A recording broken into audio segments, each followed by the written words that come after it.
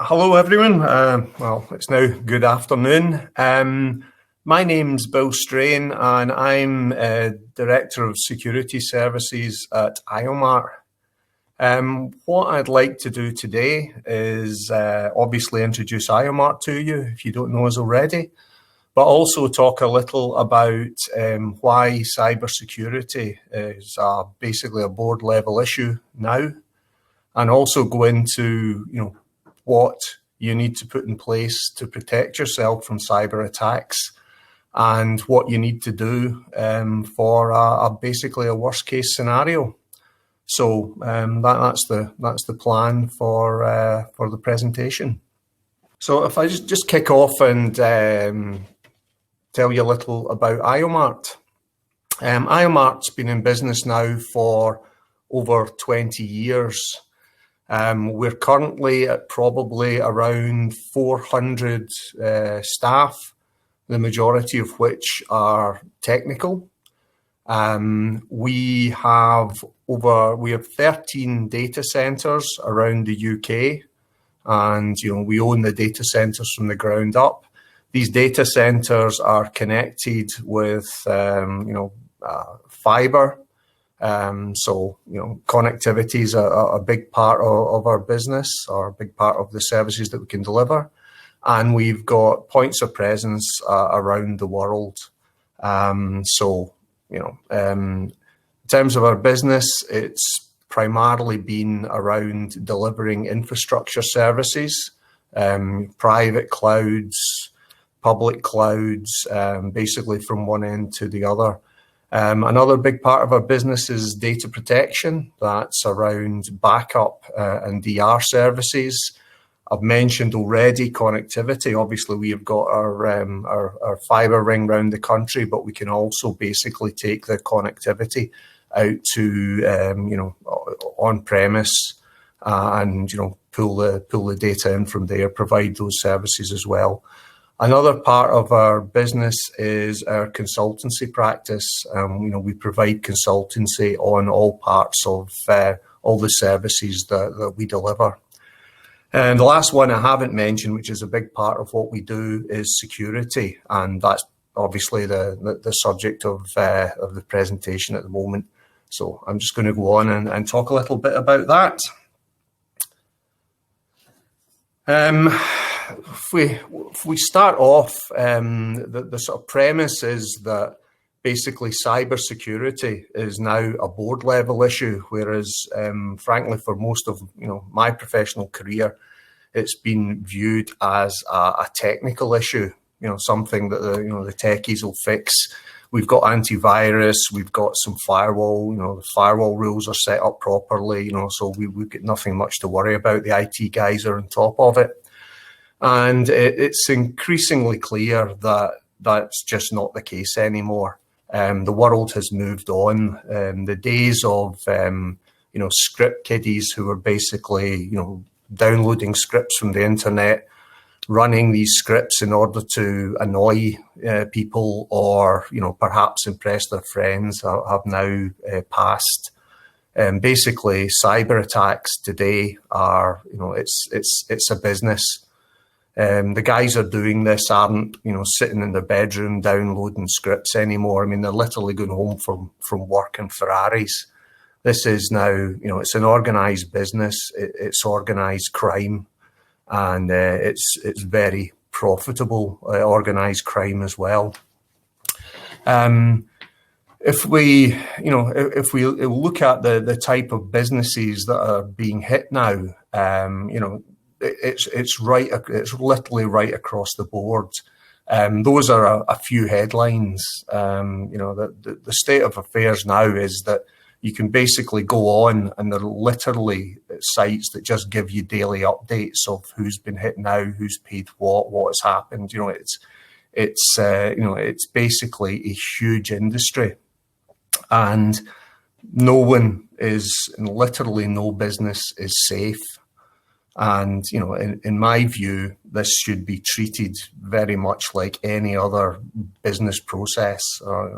It needs to be prioritized, or the businesses that don't prioritize it basically won't be here. We've seen We've seen examples of that already, and this is not going away. It is going to be increasing. If we have a look at, as I say, this is a much more professional thing now. We've all been used to, basically, Trojans and things like this, and an antivirus is going to pick things up. Perhaps it'll pick it up, or it'll pick it up at some point when it updates its patterns file, and that might be it'll maybe do a little damage, but nothing too terrible. That's just not the way the world works now.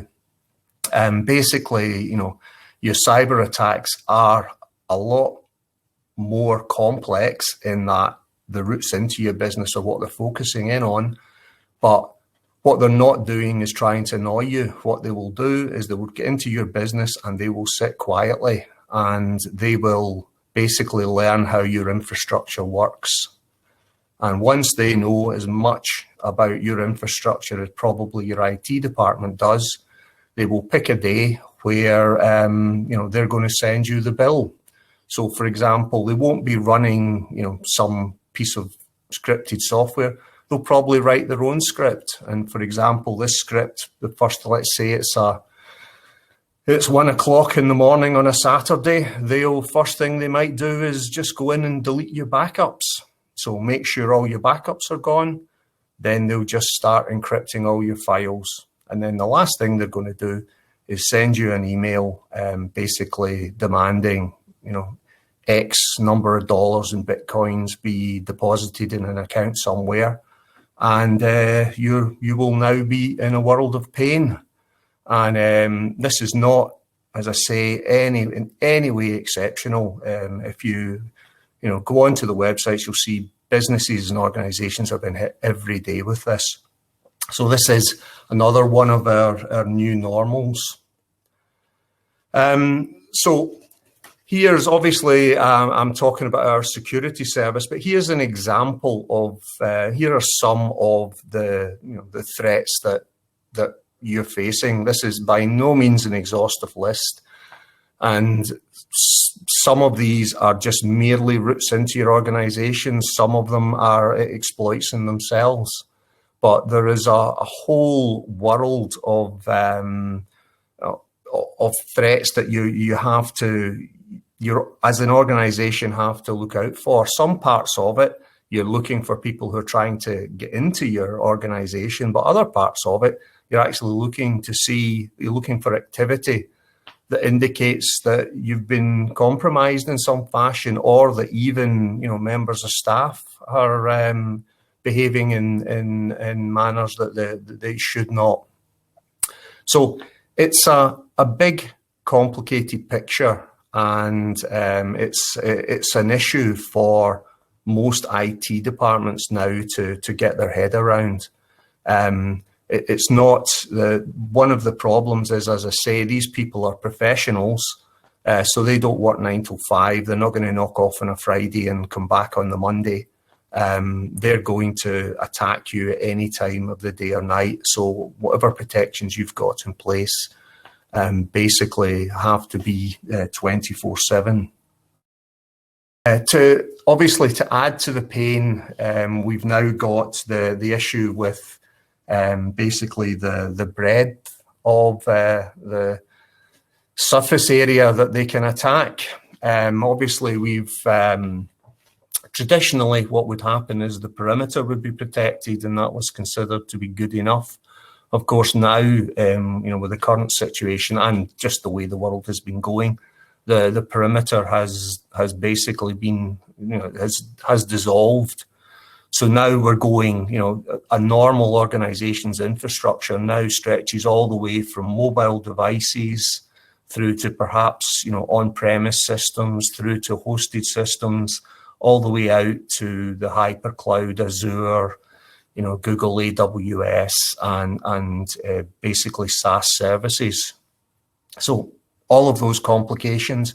And then we've also got the world of remote workers where now your corporate network's basically sitting on someone's Wi-Fi at home, and you have to apply the same set of controls to that.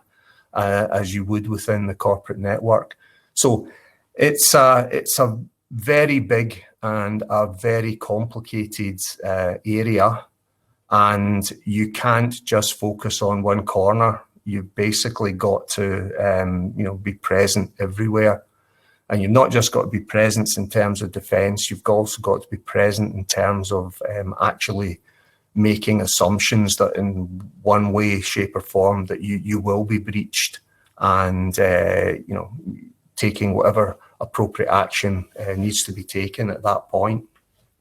So that's the sort of breadth of the problem. If we look at the type of thing that services that you might put in place to protect you, again, this is very far from an exhaustive list. But if you look at the type of cyber attacks, for example, DDoS is probably, if you're online, a thing that you need to think about. It's fairly crude. It's usually sort of volumetric attacks, but basically they're just going to try and take your website offline or some of your services offline, and again, pay them the money and they may stop. In terms of application defenses, again, where the online services, most businesses are now a lot of your interactions are via applications in one form or another, out facing the internet. The vulnerabilities are constantly appearing in these applications and in these application stacks. And so, whereas you were perfectly secure yesterday, today you may have an issue. There may be an exploit that you know nothing about, and through they come. Similarly, intrusion detection and prevention. Obviously, intrusion prevention, that's the ideal scenario, but you have to again put your systems and processes in place with the assumption that you can't keep people out forever. If they get in from one of the many routes, you can detect some abnormal traffic and take whatever action. Again, abnormal access is a similar situation where, for example, some of your it may be an account that's compromised or something like that. So you're looking out for strange behaviour out of the ordinary. Malware and ransomware protection, that's obvious. Every organisation should have that, but again, you have to make sure it's up to date at every single endpoint or every system that's vulnerable. A key thing here as well that needs to be needs to come right to the fore is vulnerability scanning. As I've said, you can build the defences, but it's a constantly evolving situation, and vulnerabilities may appear in your organisation overnight. And if you cannot deal with these vulnerabilities, now these vulnerabilities may be, for example, you have to patch some software, but that may not be possible because, for versioning reasons, if you move to the latest version, some piece of software will no longer work, in which case you've got to put mitigation around this. It's a complicated situation, but vulnerability scanning is absolutely key today. Another area that's coming to the fore is AI. So basically systems that just basically learn what's normal in your organization and attempt to flag up what they perceive as anomalous behavior. Again, pretty key going forward, and again, it's something we've seen a bit of success with. And another huge area is just basically data loss protection. You need to know if critical information has been touched. That may be by cyber criminals, but equally it could be inappropriate access from trusted individuals. So those are some of the services that you should have in place, but as I say, it's not exhaustive. So obviously, I'm talking to some degree about our managed service and what needs to happen. But there's kind of three pieces that need to be in place just for monitoring your cybersecurity. First of all, the platforms have to be built properly. They have to be built with security in mind from the start. Obviously, we deliver that as part of our consultancy service, and that's basically the type of systems that we deliver, and that goes all the way from on-premise all the way through to the hypercloud. But just building the systems properly in the first place is nowhere near good enough, because they have to be kept constantly up to date, and they have to be constantly monitored, because the threat is just evolving all the time. So you need to basically be monitoring all security events 24/7, and you need to be making sure that as a new threat evolves, your infrastructure is checked to make sure you're not exposed to it. You're not exposed to any new vulnerabilities. But even that in itself isn't enough, because when you actually discover that you have been threatened or you have been breached, the key point is that you need to be able to take action. As I say, the cyber criminals don't work 9 to 5. They will be attacking you at the moment that they think is the most inconvenient for you. And what you need is security professionals basically on hand, monitoring your infrastructure 24/7. But when something does happen, it's about the reaction. And for example, in the case of Iomart, we not only have the security professionals, but we have the infrastructure professionals who actually understand the infrastructure and can take whatever mitigation is required. So that could be patching, or for example, it could be new firewall rules, or it could be whatever is required. Quite often with security services, all that happens is they'll identify a problem and just throw over the fence to you. And one of the other problems is basically, do you have the resources to react? If you've got a major problem that involves a lot of infrastructure work, what's the timeframes for getting that done? So that's the case for managed security, and that's why basically you basically need to have this in place. You need to have the services at least that I've shown you, and you need to have 24/7 monitoring, whether that's your staff or, as I say, a managed service. However, as I said, this is not perfect. Putting these services in place does not guarantee you're safe. It's kind of like a burglar alarm. It may deter some people, and they may just move on to your neighbour. But if they are determined, then there is the strong possibility that they could get through, and that is something that you really need to think about. Looking at the examples on the screen here, these are all security companies that have services in place and have been breached themselves. So it's not a case of as long as we've got best practice in place, we're safe.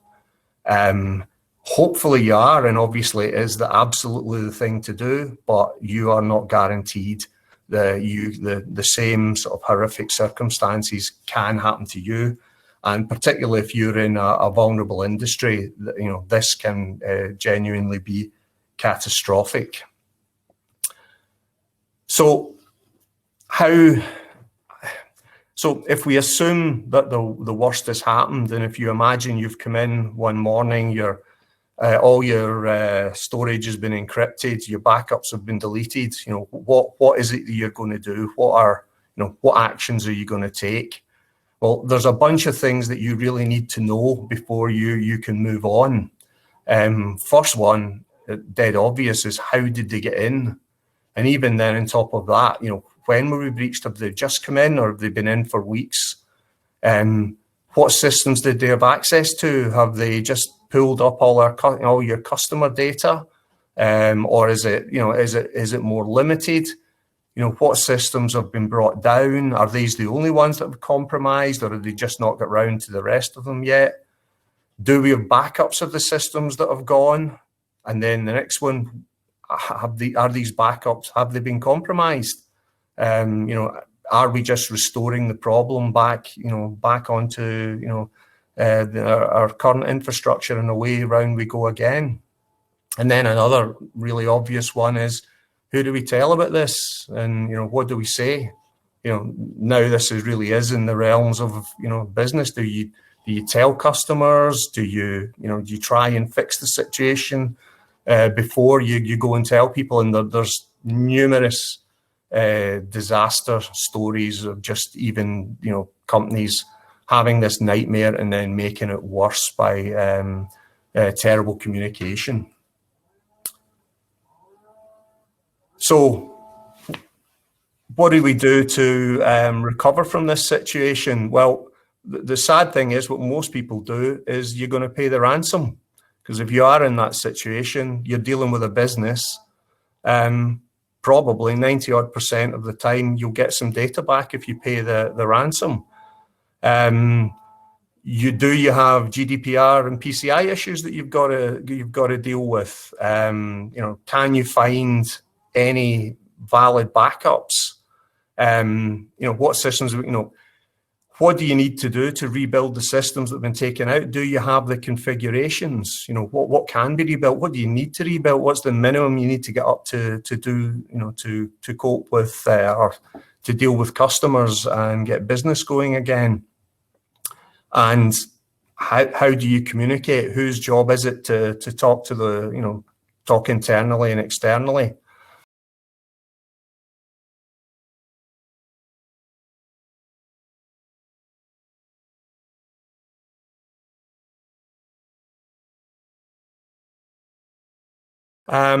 Well, that is a tough one, and that is down to each individual business and their individual appetite for risk. I was going to come on to, there are things that you can obviously do. I think you should, for some businesses, they need to plan for the fact that an incident has happened. So they need, for example, to identify their key systems. They need to make sure they've got off-site air-gapped backups. They need to make sure that they can validate these backups and and bring the systems back online. For some businesses, they may be able to take more of a risk, but for some businesses, it's absolutely essential that you basically make an assumption that you are breached and the disaster has happened.